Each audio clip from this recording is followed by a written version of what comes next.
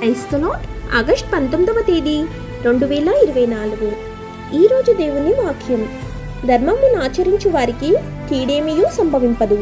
సమయము వచ్చుననియు న్యాయము జరుగుననియు జ్ఞానుల మనస్సున తెలుసుకుందురు. ప్రసంగి గ్రంథం 8వ అధ్యాయం 5వ వచనం. ఆజ్ఞలను గైకొనువాడు ఎటువంటి చెడును అనుభవించడు. వాక్యం ఇది దేవుని ఆజ్ఞలను పాటించడం యొక్క ప్రాముఖ్యతను చెప్తుంది.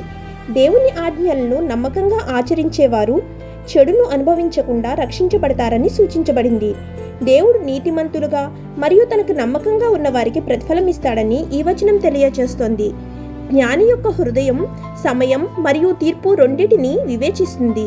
ప్రపంచాన్ని మరియు దానిలో జరిగే సంఘటనలను అర్థం చేసుకోవటంలో జ్ఞానం యొక్క ప్రాముఖ్యతను ఇది తెలియజేస్తుంది. బైబిల్లో దేవుని సత్యాన్ని, దాన్ని జీవితానికి అన్వయించగల సామర్థ్యాన్ని, లోతైన అవగాహనను సూచిస్తుంది.